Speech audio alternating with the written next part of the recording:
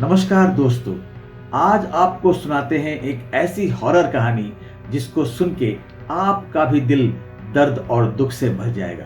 तो चलिए शुरू करते हैं। सितारों सी चमकती रात थी। गांव के किनारे एक पुरानी हवेली का साया डोल रहा था। जिंदगी के शोर से दूर वहां एक अजीब माहौल बसा हुआ था जिसने गांव वालों में भय और रहस्य की बातें फैला दी थी।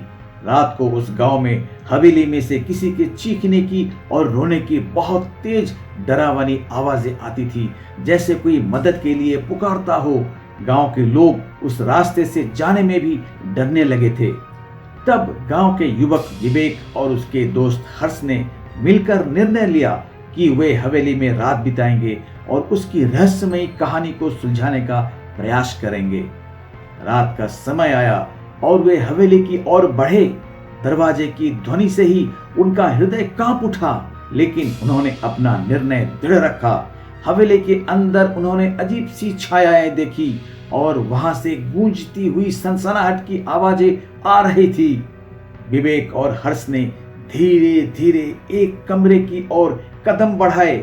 वहां कुछ पुराने बर्तन पड़े थे। एक खिड़की से चांदनी की किरणें उन बर्तनों पर झिलमिला रही थी। तभी विवेक और हर्ष की नजर उन बर्तनों पर गई तो उन्हें वहां एक लड़की बैठी हुई दिखी, पर वो सिर्फ चमकते बर्तनों में दिख रही थी। विवेक और हर्ष डर गए क्योंकि वो एक आत्मा थी। तुम कौन हो? विवेक ने डर के साथ सवाल किया।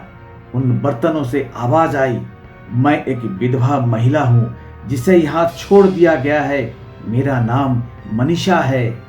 विवेक और हर्ष की आंखों में आश्चर्य छाया, लेकिन वे आगे बढ़े और मनीषा के साथ बातचीत करने लगे। उन्होंने सुना कि मनीषा को यहाँ छोड़ा गया था जब वह बच्ची थी। तभी उसकी शादी कर दी गई थी और शादी के अगले दिन उसके पति की सड़क हादसे में मौत हो गई थी। तो उसके ससुराल वालों ने उसे उसकी मौत का कारण समझा तो उसे बहुत मारा और बुरी हालत में इस हवेली में बंद कर दिया था। पूरे शरीर पर घाव थे, खून बह जा रहा था। इतनी बुरी हालत करके उसे उसी हवेली में जिंदा बंद कर गए थे। वो 2 दिन तक ऐसे ही भूखी प्यासी तड़प तड़प के मर गई थी। मेरी मदद करो, मनीषा ने रोते हुए कहा। मेरी मदद करो, मेरी आत्मा को शांति दिला दो। मैं बहुत सालों से इस हवेली में भटक रही हूँ। विवेक और हर्ष ने अपनी दृढ़ता बनाए रखी और उन्होंने मनीषा की कहानी सुनी कि मनीषा तब सिर्फ 12 साल की बच्ची थी। इतनी छोटी बच्ची के साथ इतना बुरा हुआ।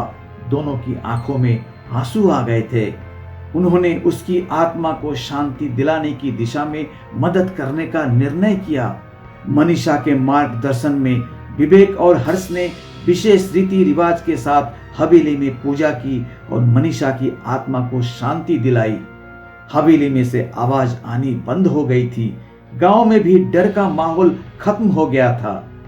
इस कहानी के माध्यम से मैं आपको बस इतना कहना चाहता हूं कि हमें किसी के भी साथ कुछ भी गलत करने से पहले सोचना चाहिए। उस छोटी सी बच्ची की 12 साल की उम्र में उसकी शादी कर देना क्या सही है? और उसके पति की मौत सड़क हादसे में हुई, उसमें उस बच्ची का क्या दोष था जो उसके साथ इतना बुरा करा? इतनी उम्र की बच्चियों को तो शादी का मतलब भी नहीं पता होता है। हमारे धर्म में लड़कियां देवी का रूप होती है और देवी के आने से घर में सुख शांति आती है। इसलिए हमें समझना चाहिए जिसके साथ जो कुछ भी होना होता है वो उसी के कर्मों की वजह से होता है। कोई माँ बाप अपनी बेटी आपको देते हैं, उसे बेटी के तरह ही रखना चाहिए। किसी की बेटी के साथ ऐसा नहीं करना चाहिए। तो दोस्तों, आपको ये हॉरर कहानी कैसी लगी? तो मिलते हैं अगली वीडियो में ऐसी ही एक नई हॉरर कहानी के साथ। नमस्कार।